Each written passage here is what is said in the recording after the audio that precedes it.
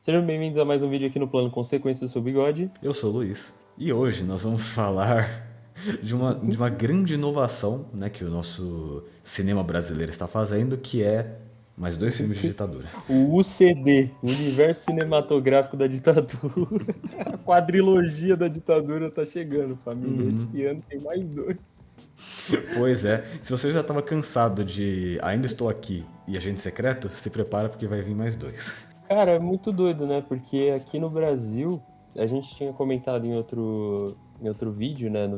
Que vai ser essa semana, que aparentemente tudo que for de entretenimento agora de audiovisual tem que, para poder receber, né, a moedinha para ir para frente, a atenção que merece e tudo mais, tem que estar alinhado com esse tema de ditadura ou ser algo que narrativamente favorece um espectro político aí desse país, né?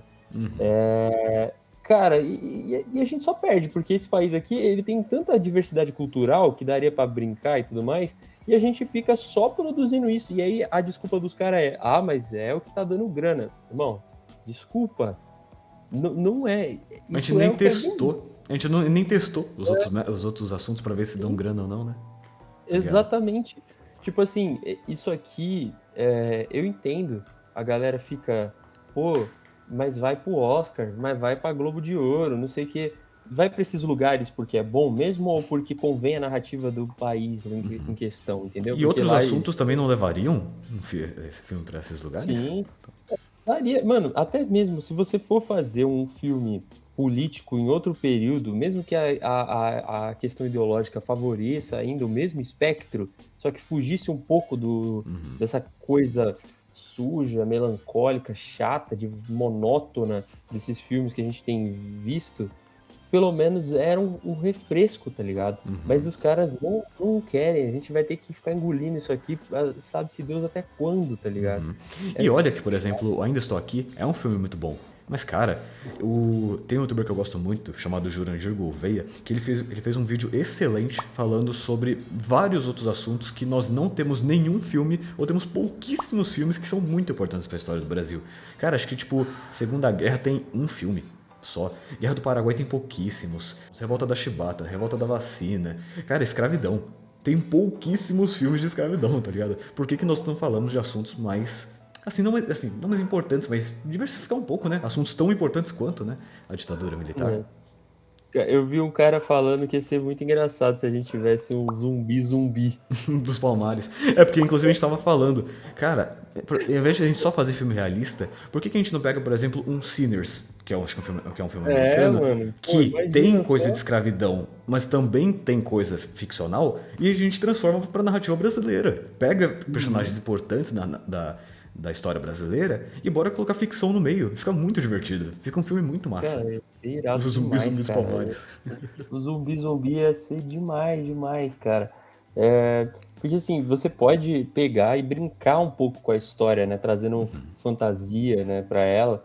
E isso você utiliza a fantasia para contar, é óbvio, não através de discurso direto, que é burro. A gente já tem um monte de político discursando, todo mundo sabe das coisas.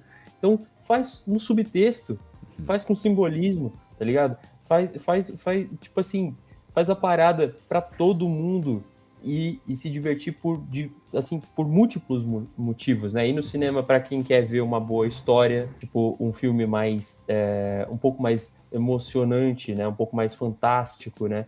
Para as pessoas, para trazer uma galera jovem também para isso aqui, porque eu duvido que assim, o jovem ali entre 12 e 13 anos vai olhar, nossa, tô louco para ver o Wagner Moura no Agente Secreto. Pelo amor de Deus, cara, isso não desperta interesse, tá ligado?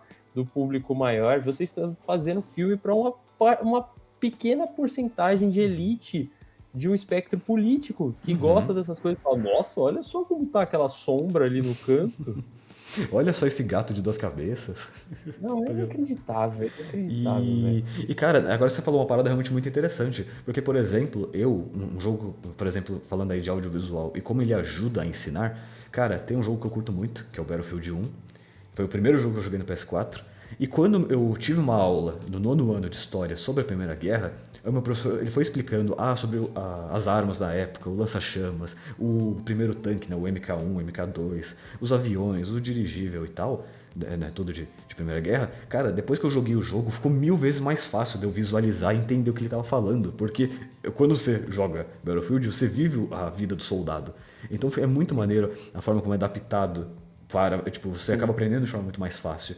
E nesse caso é a mesma coisa, velho. Se a gente faz com uma outro tipo de linguagem, uma parada mais ficcional, uma parada mais divertida, ia tornar o aprendizado da história brasileira uma coisa muito mais interessante. Imagina Django Livre, que também é um filme sobre escravidão, que é um filme que eu gosto muito, já que ele ficou muito maneiro, tudo muito bem feito, brasileiro.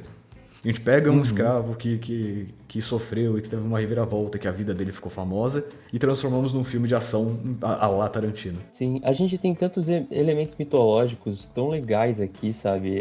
De folclore e tudo mais. Pô. Poderia ser utilizado para fazer um filme fantástico também. Por exemplo, a gente teve aquela série, acho que era Cidade Invisível, alguma coisa assim, Exatamente, que ela da tava Globo. indo nesse caminho, né? Eu assisti a primeira temporada e eu gostei, porque eu falei assim, mano, só que é um milagre. A gente nunca vê isso aqui, sabe? Tá certo, mano. Não é perfeito, mas os caras estão tentando, sabe? Fugir do que a gente já tá acostumado. Eu queria ver mais coisas assim, mano. Sabe? Eu acho que a gente precisa disso. Isso também acaba se tornando um produto que não é exclusivo para um público só, sabe? Se for feito direito, se não for feito à base só de um discurso, né? Fazer um filme realmente diverso, né?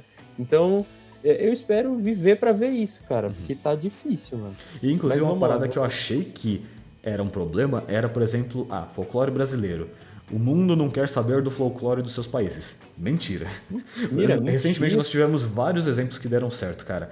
Pô, Black Myth Wukong fala 100% do folclore da China e o jogo fez um sucesso absurdo.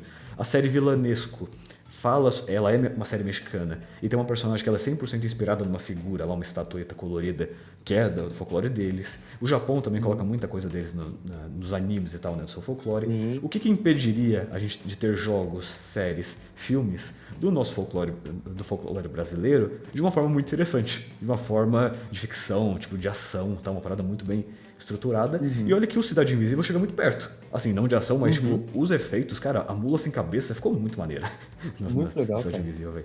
Então, Cidade Invisível foi o que mais chegou perto. E por que nós não temos mais produções do tipo? Por que nós não temos incentivos de Lei Rouanet, coisa do tipo, para esse tipo de obra?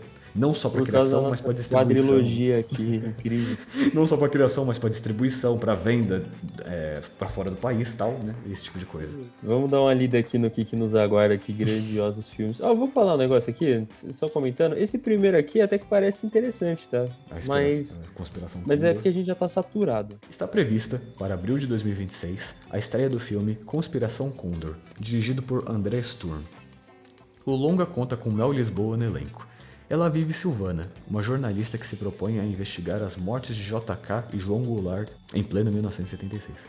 No mês seguinte, tem a estreia de Honestino, novo filme de Aurélio Michelis, com Bruno Galhaço como protagonista. O longa conta a trajetória de Honestino Guimarães, líder estudantil da geração de 68, que foi sequestrado em 73. É a história de um dos centenas de desaparecidos da ditadura militar. Então é isso, ó. A gente vai ter mais 2 filmes de ditadura, um em sequência do outro, né? A gente vai ter um agora em abril e outro em maio. Próximo recentemente. Então, eu não sei. É isso mesmo? É o caça-prêmio do Brasil, é essa a aposta? O cavalo da ditadura, ele tá sempre na competição, aparentemente, né? Inclusive eu tava falando pro Bigode que daqui a pouco um desses dois vai ter o Lázaro Ramos, pra completar a tríade da Fernanda Torres, do Wagner Moura e do Lázaro Ramos, que fizeram o filme Saneamento Básico. Mas, pô, não é possível. Depois desses 4 aqui, será que os caras não vai dar uma freada, mano? Fala assim, calma aí, vamos dar uma segurada aí. E o que me surpreende é que, tipo assim, filme normalmente demora uns 4 anos pra ser produzido. Às vezes mais, às vezes menos. É tipo assim, do tempo em que o Ainda Estou Aqui começou a ser, foi lançado, esses dois já estavam em produção. Então, o que aconteceu que 4 produtoras fizeram 4 filmes do mesmo assunto, um atrás do outro, tá ligado? Isso que eu achei muito estranho. Ó, vou falar um negócio assim, tipo, fugindo do lance da ditadura, tá ligado? Assim, se tiver uma subtrama nesse filme aqui que seja uma coisa meio investigação, com o clima certo, esse filme fica interessante, É, tá? porque a própria Eu acho que imagem esse é dá o um provável. pouco, passa essa ideia, né? Passa uma vibe pra quem, né, gosta de super-herói e tudo mais, né? Tem muitas histórias onde, por exemplo, a Lois Lane, né, que é a esposa do Superman e tudo mais, que ela vai atrás de casos assim, tipo, sozinha, e é bem legal como ela vai investigando as coisas, vai descobrindo. Eu acho legal, mas eu tenho certeza, quase certeza que isso aqui não vai por esse lado. Eu tô tentando ser positivo pra tentar achar alguma coisa que seja mais geral do que só focada em narrativa de um discurso só, tá ligado? Como que um potencial tão grande, com, sei lá, dezenas ou até centenas de histórias diferentes que a gente poderia trabalhar, né, da história brasileira, a gente não aproveita, né? Quanto tempo vai demorar ainda pra gente aproveitar de forma interessante, né, a nossa Sim. história? Mas é isso. A gente vai ver. Talvez esse aí do Condor aí, talvez eu vá ver. Se eu ver que a galera tá falando que tem outras coisas além da famosa propaganda de sempre. Pode ser maneiro, Enfim. porque sobre filmes de ditadura, velho. O Ainda Estou Aqui ele é um filme muito bom. Agora, o Agente Secreto eu achei, né, tudo isso. Esses dois também não tô achando que vai ser lá grande coisa, então eu tô um pouquinho cansado desse tema, sinceramente. É Uhum. importante e tal, mas tem muito mais coisa. Já foi mais importante, é porque já saturou já, tá ligado? E tem muito mais coisa a ser falada, velho. A ditadura Sim. durou 21 anos, se eu não me engano. A escravidão durou 300. Por que tem mais filme É, de ditadura do que de escravidão, tá ligado? É isso que eu pergunto. Enfim. sim. Mas é isso, rapaziada. Eu espero que vocês tenham gostado do vídeo. Se inscrevam aqui no canal, deixem seu comentário. Nos ajude também, LivePix aí, né, para quem quiser contribuir. Também vocês podem fazer pedidos de vídeos e coisas do tipo. E se quiser que a gente responda alguma pergunta, né, manda aí. Provavelmente vai acabar saindo em algum vídeo quando, né, tiver. Então, nós nos vemos no próximo vídeo. Valeu! E de novo todo dia. Te vejo amanhã. Falou.